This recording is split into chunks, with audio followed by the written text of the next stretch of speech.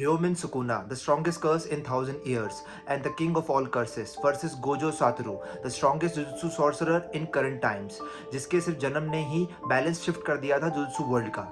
अगर आप जेजे के कम्युनिटी में हैं तो आजकल सबसे ज़्यादा हॉटली डिबेटेड टॉपिक यही है कि क्या सुकुना हरा पाएगा गोजो सातोरू को। और आज मैं उन फैंस को बताना चाहता हूं जो सोचते हैं कि गोजो सातोरू सिर्फ जीत जाएगा इसलिए क्योंकि वो गोजो सातोरू है। ऐसा नहीं होने वाला है, क्योंकि मैं आपको बताता हूं, गोजो को सुकुना के बारे में सिर्फ पता है उसके 1000 years रेपुटेशन से, और जो उसने लड़ाई की थी यूजी के अंदर जो सुकुना था, जो कि सिर्फ 5% था सुकुना की पावर का। और हमें पता है कि खुद गोजो ने कहा था कि उसे सरपास करने वाले भी बहुत सारे स्टूडेंट्स हैं उसके, एक नहीं, दो नहीं, तीन नहीं, चार स्टूडेंट्स हैं जो उसे सरपास कर सकते हैं इस वर्ल्ड के अंदर, करंट वर्ल्ड के अंदर। तो क्या ये सोचना फार-फेच्ड है कि सुकुना उससे ज्यादा पावरफुल हो सकता है, जो 1000 years पहले एक किंग ऑफ ऑल कर्सेस रह चुका है। आज हम बात करेंगे गोजो वर्सेस सुकुना, और हम बात करेंगे कि सुकुना कैसे बनाएगा इस लड़ाई को गोजो के लिए बहुत ज्यादा टफ, और ये कैसे बनेगा एक डेथ मैच।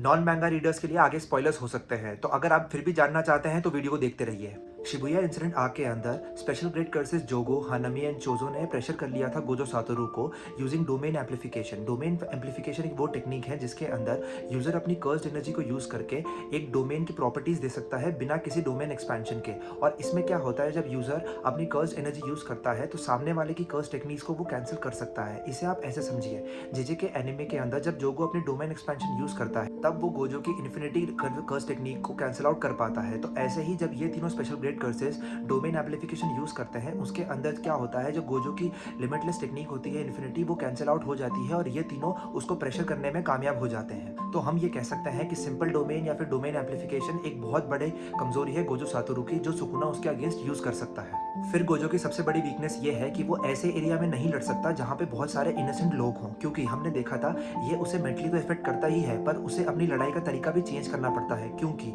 वो डोमेन एक्सपेंशन यूज नहीं कर सकता ऐसे एरिया में। क्योंकि हमने देखा था शिबुया इंसिडेंट आर्क के अंदर कि जब गोजो सातोरू ने सिर्फ 0.02 सेकंड के लिए अपना डोमेन एक्सपेंशन यूज किया था, जो ह्यूमंस है उनको नॉर्मल होने में 1 महीना लग गया था। तो वो दोबारा ऐसी गलती नहीं कर सकता, और सुकुना को किसी की परवाह नहीं है, तो ये चीज गोजो पे भारी पड़ सकती है। अब हम बात करते हैं उस पहली थ्योरी के बारे में जिसमें लोगों को लगता है कि सुकुना हरा सकता है गोजो सातोरू को।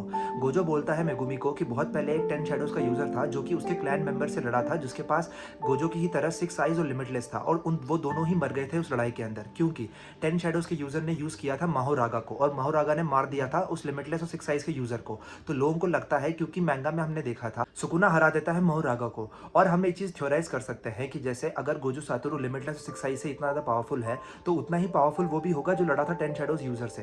तो इसके अंदर अगर माहोरागा को हरा दिया सुकुना ने, और माहोरागा ने हरा दिया था गोजो सातोरू के उस क्लैन मेंबर को, तो ऑटोमेटिकली सुकुना हरा सकता है गोजो सातोरू को। पर इसके अंदर एक लॉजिक है जो कि ठीक से नहीं बैठ रहा है, क्योंकि हमने लेटेस्ट चैप्टर्स में देखा था जब मेगुमी को वेसल बना लिया है सुकुना ने, और जब उसने एक शिकिगामी को समन किया, वो शिकिगामी बहुत ज्यादा बड़ा था जब मेगुमी कोई शिकिगामी को समन करता था। तो इससे हम एक चीज थ्योराइज कर सकते हैं कि जो यूजर है उसकी कर्स एनर्जी बहुत ज्यादा डिपेंड करती है शिकिगामी की पावर को। तो जो मेगुमी ने माहोरागा को समन किया था वो बहुत ज्यादा कम पावरफुल था जिसको सुकुना ने हराया था। तो इसका मतलब हम लोग पूरी तरह से पक्के से नहीं कह सकते कि सुकुना ने गोजो को हरा दिया है, और गोजो हमें अभी पता है कि जीत सकता है। एक थ्योरी जो सपोर्ट करती है कि गोजो सातोरू बहुत ज्यादा स्ट्रांग है 15 फिंगर्ड सुकुना से, वो ये है इतादोरी यूजी जब लड़ा था सुकुना से, उसने उसकी महसूस की थी डोमेन एक्सपेंशन और 15 फिंगर्ड सुकुना की पावर। उसके बाद बेस यूता से लड़ा था इतादोरी यूजी। फिर इतादोरी बोलता है कि अगर मेरे पे सुकुना हावी हो जाता है तो तुम उसे मार देना, और मैं जानता हूँ कि तुम उसे मार सकते हो। यहाँ पे आप एक चीज ध्यान दीजिए, यूता ने अपनी डोमेन एक्सपेंशन भी यूज नहीं की थी और रीका के साथ टैग टीम भी नहीं किया था,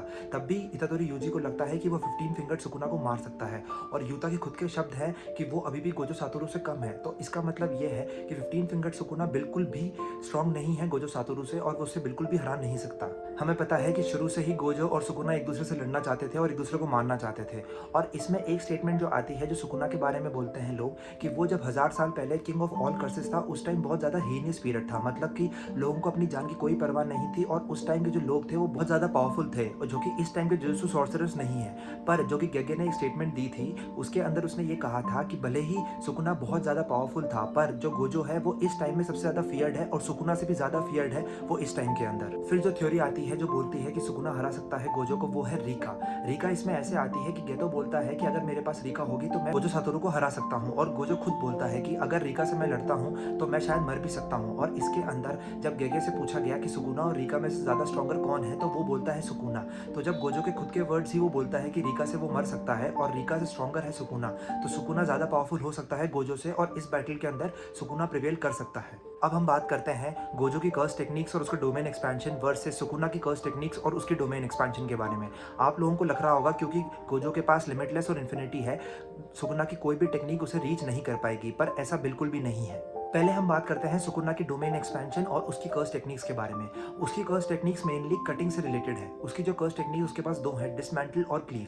डिसमेंटल उसकी एक नॉर्मल कर्स टेक्निक है जिसके अंदर वो इनएनिमेट ऑब्जेक्ट्स के ऊपर यूज कर सकता है और उन्हें काट सकता है। और क्लीव जो उसकी कर्स टेक्निक है वो सामने वाले की ड्यूरेबिलिटी और कर्स्ट एनर्जी को यूज करती है और उसके अकॉर्डिंग अपने आप को शिफ्ट करती है और बहुत ज़्यादा तगड़ा स्लैश करती है। मुझे लगता है कि यही टेक्निक लड़कियों के पास भी है, इसलिए वो बहुत ज़्यादा अच्छा काटती है। सुकुना के पास एक फायर एबिलिटी भी है जो कि वो यूज करा था मोहोरागा के अगेंस्ट। उसे वो शूट कर सकता है बिना किसी बो और एरो के, और जब उसकी कोई भी कर्स टेक्निक नहीं चली थी, इस फायर एबिलिटी ने हरा दिया था मोहोरागा को। फिर आती है उसकी डोमेन एक्सपेंशन बेनेवोलेंट श्राइन, जिसके अंदर वो 200 मीटर्स के रेडियस के अंदर किसी चीज़ को भी काट सकता है और किसी चीज़ को भी बिल्कुल तबाह कर सकता है। पर अब आप ये पूछेंगे कि गोजो को कैसे इफेक्ट करेंगी, क्योंकि उसकी कर्स टेक्निक और उसकी डोमेन एक्सपेंशन लिमिटलेस और इन्फिनिटी के आगे बिल्कुल खत्म है। ऐसा नहीं है। अगर आपको याद होगा तब जुजुत्सु काइसन के एपिसोड में जिसमें गोजो अपनी डोमेन एक्सपेंशन दिखाता है, उसमें उसने कहा था कि जब दो डोमेन एक्सपेंशन क्लैश करती हैं, उसमें जिसकी डोमेन एक्सपेंशन ज़्यादा पॉलिश्ड होती है वो प्रिवेल कर जाती है, ज़्यादा स्ट्रॉन्गर नहीं, ज़्यादा पॉलिश्ड। हमें यहाँ पे मैंगा के नरेटर ने ही बहुत बड़ा स्पॉइलर दे दिया था। जब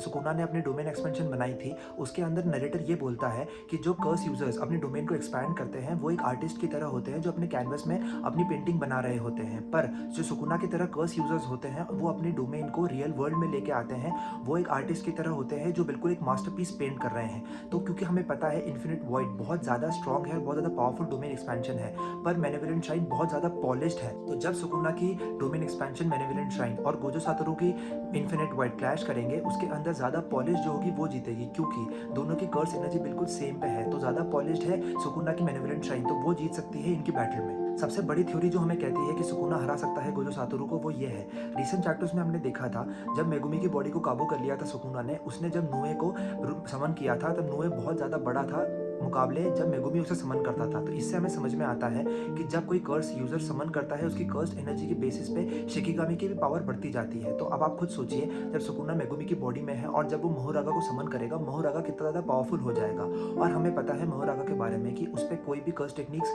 आप यूज़ करें वो उस पर अडेप्ट कर सकता है फ्रीक्वेंटली, और वो किसी भी कर्स टेक्निक को काट सकता है। तो अब आप ये सही सोचिए, गोजो की लिमिटलेस और इन्फिनिटी को काट सकता है मोहोरागा, और उसके बाद वो किसी भी चीज़ को अडेप्ट कर सकता है गोजो के अटैक्स को।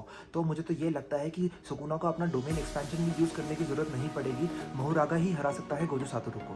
गाइस, मैं भी एक गोजो सातोरू फैन हूँ, पर मैं ये जो फैक्ट्स है ये आप लोगों के लिए लेके आया हूँ कि आप लोग ये चीज़ें कंपेयर कर सके और खुद सोच सके कि गोजो और सुकुना के बीच में से कौन जीतेगा। अगर आपको ये थ्योरी वीडियो पसंद आई हो तो प्लीज़ चैनल को सब्सक्राइब करें और वीडियो को लाइक